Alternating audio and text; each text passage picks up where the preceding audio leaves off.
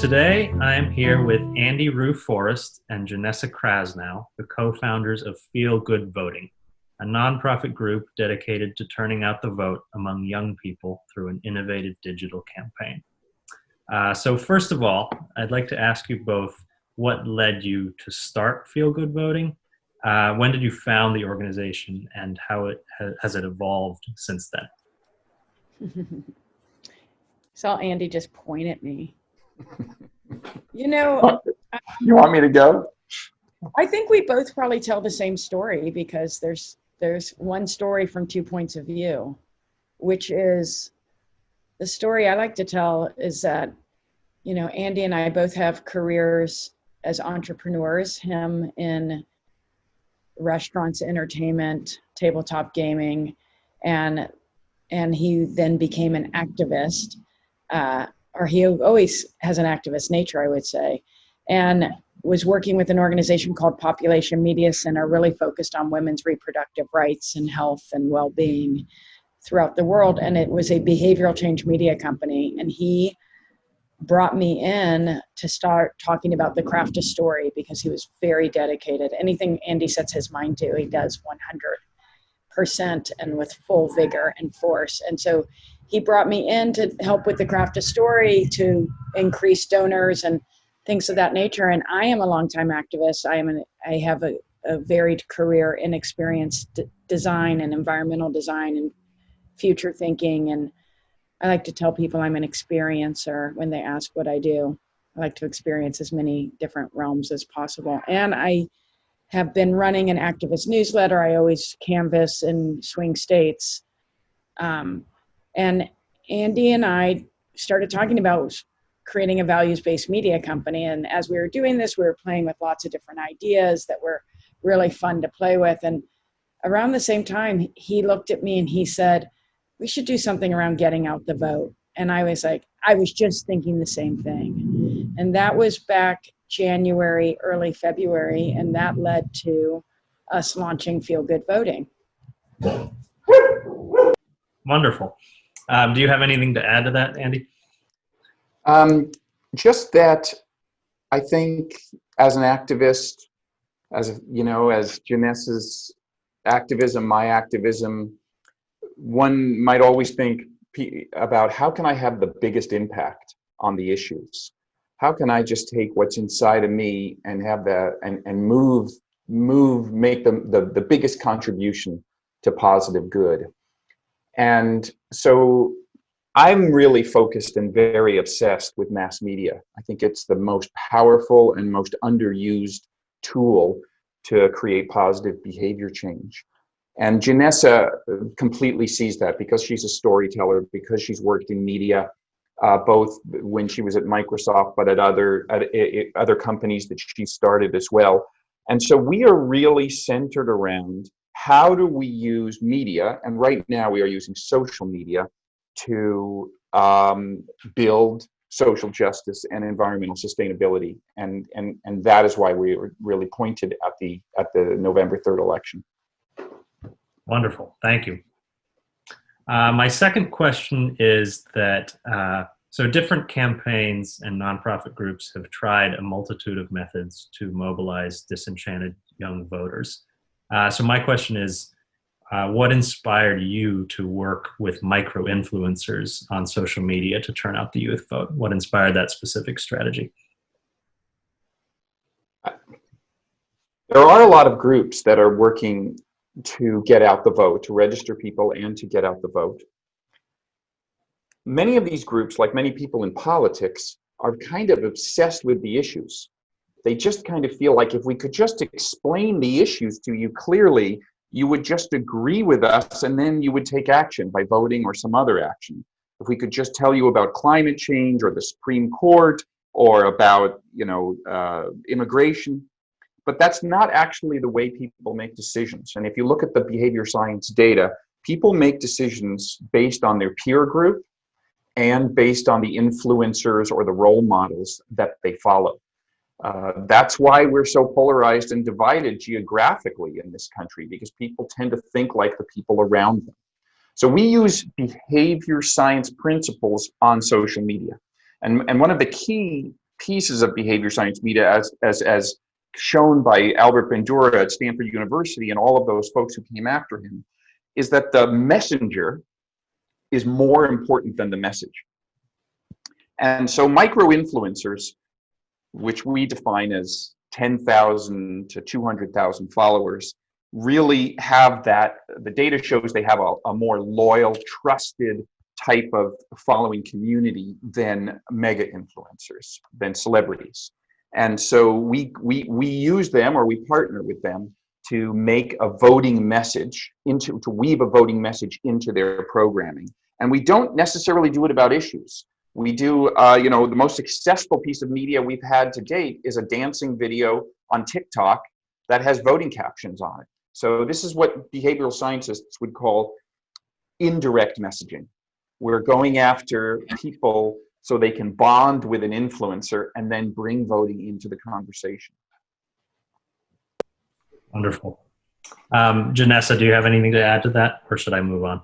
It's a very complete answer. And what I would add is, in this, when we decided to go down this path, what we are discovering is that there are so many people hungering to help and to plug in to advance progressive, both social justice and environmental causes in our country, and that we have tapped into people who are just eager to participate and didn't know exactly what they could do. So there's a deep enthusiasm with the micro influencers that we're talking about, that they actually have a voice in helping get out the vote. And they seem, the ones that I'm speaking with in particular, are overjoyed at the opportunity to create messages to inspire the people who follow them to vote.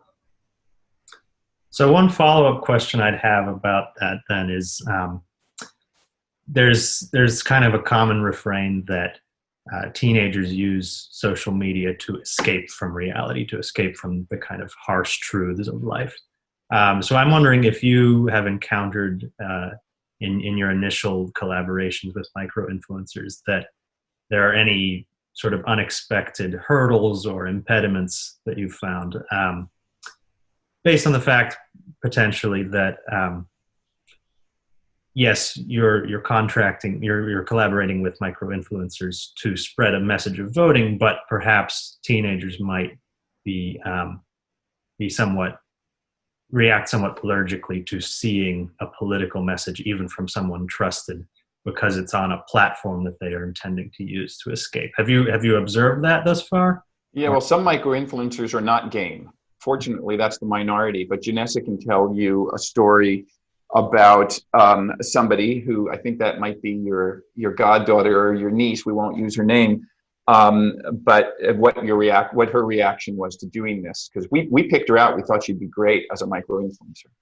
I think there's two answers to what you're saying. I want to follow up with what Andy's saying, which is, we have, I have this young person in my life who's a stand-up comedian. She's super funny. Her messages would be perfect because they're irreverent and kind of sardonic and just snap, heavy, current.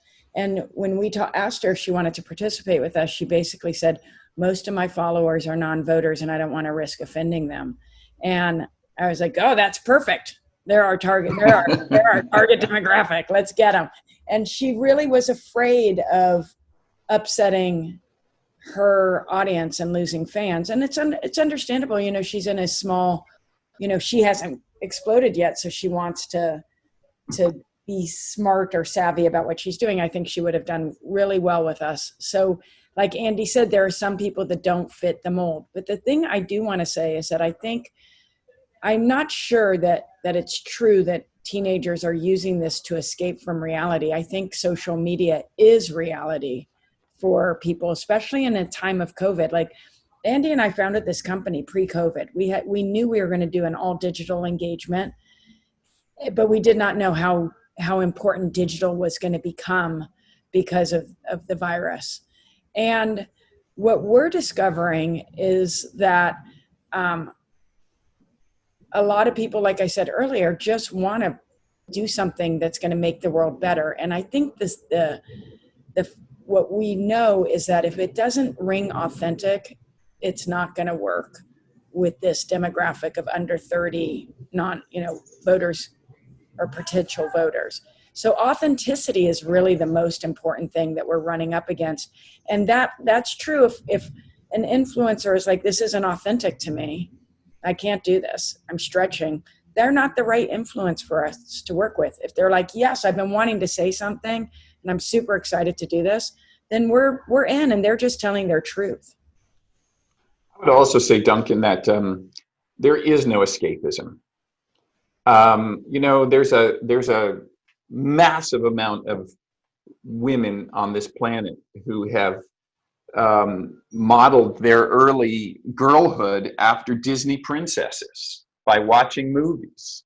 And men and boys are the same way, is that we take these role models from the stories we watch.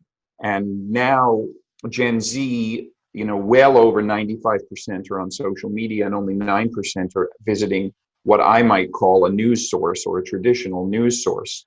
And they self-describe that they get enough of their news from their friends and from other social media influencers.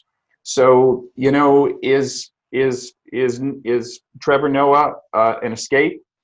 I don't think so. I think he's a big source of information for people. And if I'd like to just add one thing to that too, which is, none of us expected there to be an uprising in the middle of this either. And so social media has allowed for a number of things that are one, we know the importance and the depth of intensity of Black Lives Matter, because we're seeing on social media what's happening to Black lives. There's been an organizing factor because of that. Social media has organized protests around the country, around the world actually, where people have been able to tap in because of their social media channels. And what we're just saying to people is that social media is where people are getting their source of information. And if we can tap into creating a sense of consciousness and a sense of if when I participate, like when I go to a protest, it feels good to be in solidarity. It feels good to be in community. You know what? So does voting. It feels good to participate. It feels good to make your voice heard. And social media is just a channel where we can make that feeling, that connectedness to civic engagement, to connectedness to protests, connectedness to humanity. It just shines in that environment. Absolutely. So just to clarify, who specifically is your target demographic? Why did you choose that demographic? And then within that group, are there any specific subpopulations that you're pursuing with this strategy? Well, we were very influenced by the Knight Foundation's report called 100 Million Project, which came out in 2019, mapping 12,000 non-voters across the country and showing particularly the behaviors of the majority of those non-voters who were young, 18 to 30 years old. But when you look at the demographics of that group of the non-voters, you see that if they do turn up and vote, that communities of color, people of color and young white women vote overwhelmingly for social justice and environmental sustainability policies, or for the candidates who represent those policies. So because that we are very mission focused, we go after those communities and we try to engage and energize them, because that they have the greatest odds of voting towards those issues which are important to us. Absolutely. Genessa, anything to add? Yeah, I mean, I would just say that, for some reason in some sort of propaganda machine, voting, the act of voting has become status quo, when actually the act of voting is the biggest form of revolution. That's where change happens. And, we lost a great leader in John Lewis on Friday. And, he gave his life literally to get the right to vote. for African Americans around this country. And when we tap into the fact that there's voter suppression and things that are preventing people to exercise their right as a citizen of this country to vote, it's really frightening. And it becomes more important for the young people of our country who are creating our future to understand that when they vote, they get to have a voice in the change they want to see. And since there are more of them than there are the older voter, young people could really be setting course. Whereas older voters are voting for people who look like them and act like them and think like them, and then we're having minority majorities win. So we need the majority to show up. And the majority is in that youth vote. Absolutely. Following up on the Knight report, are minority and women and LGBTQ communities, do they make up a disproportionate percentage of the young non-voter group, or what is the prominent the primary group composing that 100 million? Well, the Knight Foundation breaks them down both in traditional demographics and in psychographics. And so it does come up with 6 different categories that it puts folks into. In traditional demographics, they pretty much break, I think, evenly across the way we would expect them to break. And there are even some ones that are in upper socioeconomic status, but the numbers go up as the income goes down, and the numbers go up as the education levels go down. Great. And then finally, so come November, with that November 3rd election day target, how do you plan to quantify the impact of Feel Good Voting's efforts to mobilize youth voters, and/or how do you plan to evaluate the success of the microinfluencer strategy in particular?